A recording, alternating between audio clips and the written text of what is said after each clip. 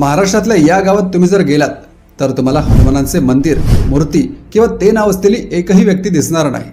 या दुसऱ्या गावात तुम्ही जर गेलात तर सगळीकडे तुम्हाला पुस्तकं दिसतील. अजून एका अशाच गावात तुम्ही जर गेलात तर तुम्हाला अंडी, मांस, मच्छी याचं एकही दुकान दिसणार नाही, कारण हे गाव पूर्णपणे शाकाहारी गाव आहे. पण असं का? या सगळ्याची कारणं काय? तालुक्यातील रेणावी गाव या गावाचं सगळ्यात मोठं वैशिष्ट्य म्हणजे हे पूर्णपणे शाकाहारी गाव आहे. या गावाच्या सीमेत शिरल्यावर तुम्हाला कुठेही मांसाहार पाहायला मिळणार नाही. हॉटेल असो किंवा कोणाचं घर, अख्ख्या गावात कुणीच मांसाहार करत नाही. इथले श्री रेवणसिद्ध महाराज हे गाव श्री रेवणसिद्ध महाराजांचं श्रद्धास्थान मानलं जातं. या देवावर इथल्या लोकांची श्रद्धा आहे आणि या श्रद्धेपोटी इथल्या लोकांनी ठरवलंय की आपल्या गावात कुणीही मांसाहार करायचा नाही. या गावात ही परंपरा वर्षानुवर्षे चालत आली आहे. गावातील एका सुंदर ठिकाणी श्री रेवणसिद्ध महाराजांचं मंदिर आहे. दरवर्षी इथे मोठी यात्रा भरते, जिथे लाखो भाविक दर्शनासाठी येतात. आजच्या धावपळीच्या आणि बदलत्या काळात सुद्धा रेणावीकरांनी आपली ही साधी सोपी पण शिस्तबद्ध परंपरा टिकवून ठेवली आहे, ज्याला आपण पुस्तकांचं गाव म्हणून ओळखतो. आता तुम्ही म्हणाल, पुस्तकांचं गाव म्हणजे काय? एखादी मोठी लायब्ररी आहे का? तर तसं नाही.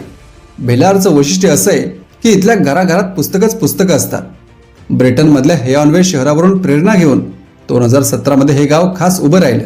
इथे कथा, कादंबरी, कविता, इतिहास, अगदी लहान मुलांसाठी सुद्धा 25 ते 30 हजार पुस्तकांचा खजिना आहे. जर तुम्ही वाचनप्रेमी असाल तर एकदा तरी इथे जायलाच हवं.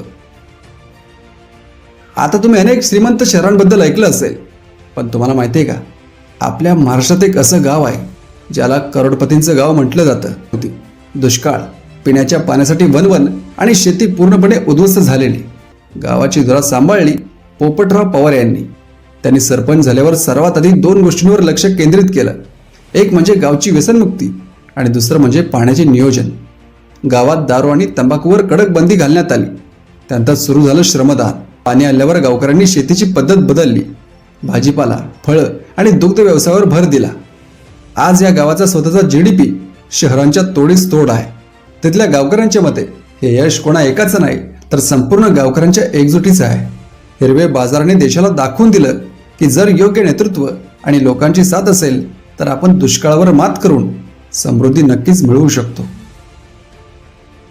आणि हे गाव म्हणजे अहिल्यानगर जिल्ह्यातील दैत्य नांदूर. साधारणपणे प्रत्येक गावात मारुतीचं मंदिर असतंच. आता यामागचं कारण काय? तर याचा थेट संबंध रामायण काळाशी जोडला जातो. असं म्हणतात की जेव्हा हनुमान सीतामाईंसाठी फळं शोधत होते तेव्हा त्यांचं या भागात राहणाऱ्या निंबा दैत्याशी युद्ध झालं. हे युद्ध खूप टोकाला गेले. अशा वेळी प्रभू रामांनी हे युद्ध थांबवलं आणि निंबा दैत्याला असा वर दिला की या गावात फक्त तुझीच पूजा होईल आणि हनुमानाचा इथे कोणताही वावर असणार नाही.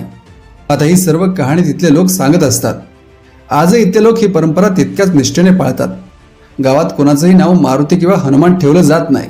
एवढंच काय, गावात येणारा एखादा माणूस जर हनुमान नावाचा असेल तर त्याचं नाव तात्पुरतं बदललं जातं. काही वर्षापूर्वी एका डोंबाऱ्याने या गावात बजरंग बलीचा जयघोष केला आणि तो खेळ करताना दोरीवरून पडून बेशुद्ध झाला, अशी एक चर्चा गावात ऐकायला मिळते. आजच्या विज्ञानाच्या युगात या गोष्टी आपल्याला कदाचित जुन्या वाटू शकतात, पण या गावातील गावकऱ्यांसाठी ही मात्र एक अतूट श्रद्धा आहे. गावातील बहुतांश लोक शिक्षक असूनही ते आजही आपल्या आगळ्या वेगळ्या परंपरेचा सन्मान करतात.